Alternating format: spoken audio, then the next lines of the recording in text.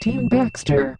So I'm starting this Yeti crawler build. I had such fun with the Yeti, but I wanted it to be a crawler, but I didn't want to destroy the current configuration of the Yeti that I had, so decided to do it again and do a crawler build. So I'm starting with the diff just like normal, and I'm going ahead with this 1 million differential oil, 1 million weight.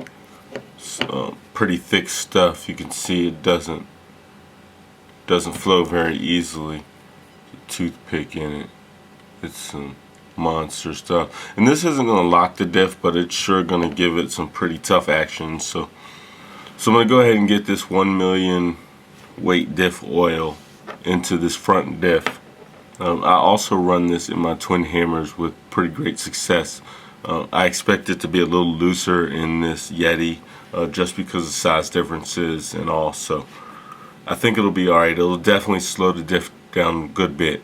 So Axial calls for 20,000 stock, so 1 million of course is quite a big dip, so quite a big jump. So go ahead, get the diff filled with the 1 million, get it closed, and keep on moving. This crawler Yeti is moving right along. I'm up to where I'm about to install some electronics. I'm keeping the electronics simple. If you've watched any of my videos, you already know my electronics. Spectrum receiver, 300 this time. This is a reused one that I've had from a while back.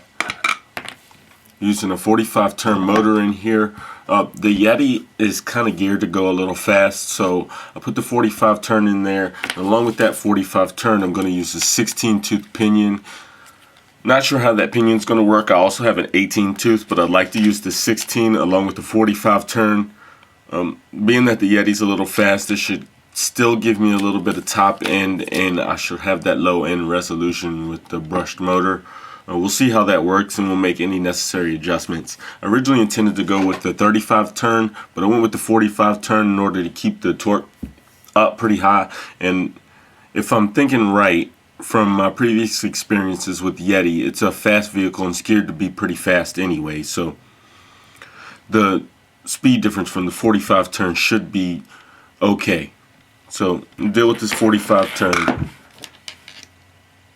High-Tech 5646 WP, standard. I use that all the time. So of course that's going in. Sidewinder 3, waterproof ESC from Castle. You already know that's going in. And using Axial Simple LED on this one. I'm using the supplied lights. This is the controller. The lights came, as usual, they come with a red. See red string here with 2 lights. It also comes with the 4 LED string. I do not need 4 front LEDs for the Yeti, so I cut the 2 middle ones out. I'll set those aside and use them sometime in the future. And then I wired these back together and twisted it back so that I had one. You can order them from Axial, but why not do what I have to do? 9-inch receiver extension, servo extension plug. This is to get my light power out of that bottom box and up to the top. I'll just zip tie that to one of the posts, and this gets me out of that receiver box underneath. It gives me a power outlet up top. It's time to install the sway bar, and since I'm doing a crawler build, I don't think I'll be needing the sway bar, so I'm going to omit that step. That'll allow me to get a little bit more articulation in the rear end. The sway bar would normally attach here through that clamp, but I'm just going to skip it, and when I go ahead and when it's time to put that screw in there, I'll just go ahead and screw that in there. So I'm skipping the sway bar and moving on to the next step. To the point where it's time to build the shocks. I'm actually going to build it with the same springs that the kit comes with. The only thing different I'm going to do is stiffen up the oil a bit. I'm going to use a 35 weight in the front and a 45 in the rear.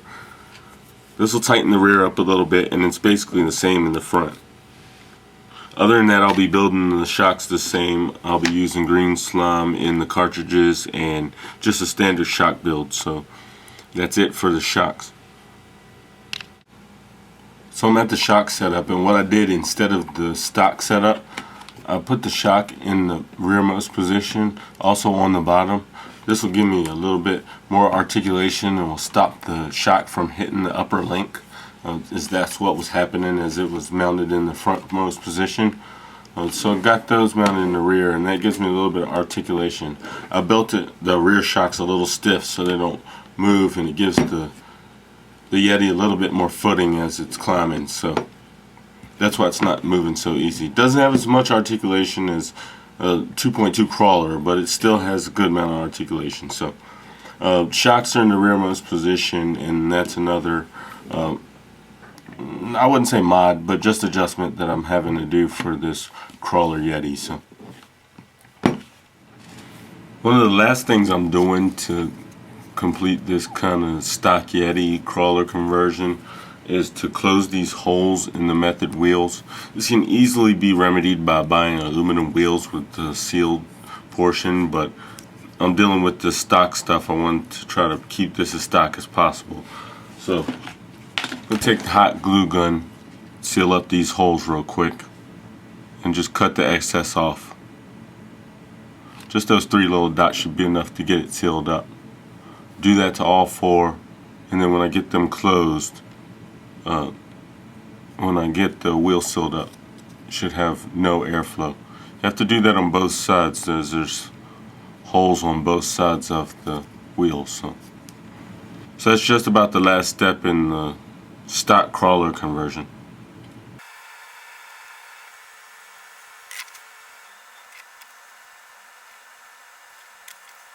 This glue can be easily pulled off, or the holes can be re-drilled if you ever want to reverse this process. That's why I chose to use this hot glue, just for ease of turning it back to the way you got it. So get these all filled up and get them mounted. If you can see, it's coming through just a little bit, and what I'll do is snip that off with my side cutters after I'm finished and after the glue has cooled down.